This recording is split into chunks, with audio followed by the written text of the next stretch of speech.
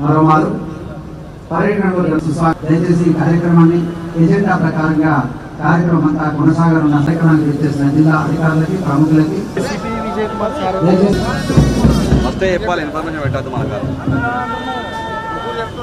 గౌరవనీయులు ఇలాంటి ముఖ్య అతిథి వర్యులు పతాకాన్ని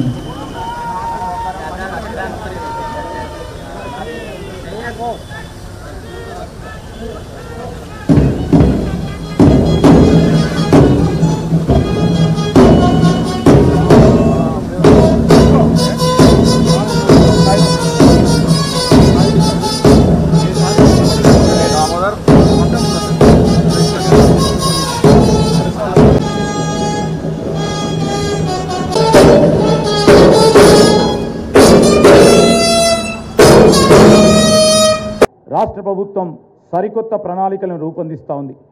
రైతుల సంక్షేమానికి వ్యవసాయ పురోగతికి అవసరమైన కార్యాచరణ ప్రణాళికలను అమలు చేస్తూ ఉంది.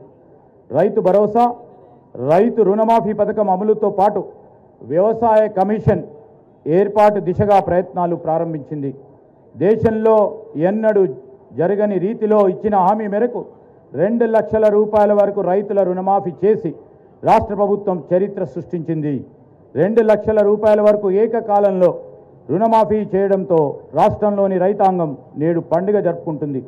జిల్లాలో రైతు రుణమాఫీ పథకం కింద మొత్తం 58,317 మంది రైతన్నలకు 383.89 కోట్ల రూపాయల రుణమాఫీ చేయడం జరిగింది. 2023-24 యాసంగి సీజన్లో రైతు బంధు పథకం ద్వారా 1,90,826 మంది రైతులకి 177.61 కోట్ల రూపాయలతో పాటు 2024 రైతు రుణమాఫీ పథకం ద్వారా 2 దఫాలుగా 58,317 మంది రైతులకు గాను 383.89 కోట్ల రూపాయలను రైతు ఖాతాల్లో జమ చేయడం జరిగింది. రైతు బీమా పథకం ద్వారా 15 ఆగస్టు 2023 నుండి ఇప్పటి వరకు జిల్లాలో మరణించిన 465 మంది రైతులకి 5 లక్షల రూపాయల చొప్పున 23.25 కోట్ల రూపాయలను బీమా రూపంలో చెల్లించడం జరిగింది. మన జిల్లాలో అన్ని గ్రామాలు మరియు మున్సిపల్ వార్డులో నిర్వహించిన ప్రజాపాలన కార్యక్రమం ద్వారా 6 పథకాలతో పాటు ఇతర అభ్యర్థులను కోరుతూ వచ్చిన దరఖాస్తులను స్వీకరించడం జరిగింది. ప్రజాపాలన కార్యక్రమం ద్వారా జిల్లాలో మొత్తం 3,22,266 దరఖాస్తులు రాగా వచ్చిన ప్రతి దరఖాస్తును కూడా ఎటువంటి పొరపాట్లకు ఆస్కారం లేకుండా జాగ్రత్తగా ఆన్లైన్లో నమోదు చేసే ప్రక్రియను కూడా విజయవంతంగా నిర్వహించడం జరిగింది. కలెక్టరేట్ కార్యాలయంతో పాటు అన్ని మండల కేంద్రాల్లో ప్రజాపాలన సహాయ కేంద్రాలను ఏర్పాటు చేయడం జరిగింది.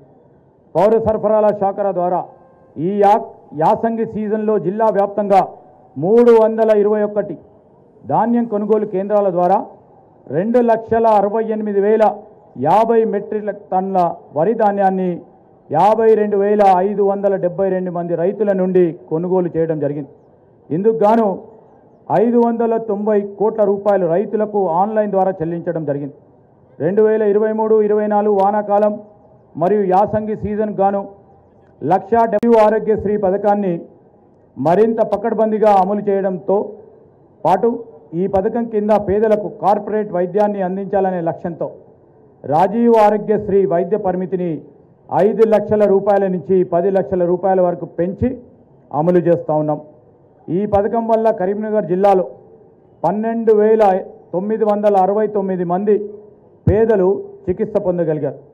మాతా శిశు ఆరోగ్య కేంద్రాల ద్వారా ఏప్రిల్ 2024 నుండి జూలై 31, 2024 వరకు 687 సాధారణ కాన్పులు, 1,595 శస్త్రచికిత్సల కాన్పులు విజయవంతంగా నిర్వహించడం జరిగింది. జిల్లాలలో శుక్రవారం సభా కార్యక్రమంలో ప్రతి శుక్రవారం అంగన్వాడీ కేంద్రాల్లో ఆరోగ్య సిబ్బంది పాల్గొని ఆరోగ్యం, పోషకాహారం, పరిశుభ్రతపై మహిళలకు అవగాహన కల్పించడంతో పాటు వారికి అన్ని వైద్య పరీక్షలు ఉచితంగా చేయించడం జరుగుతుంది.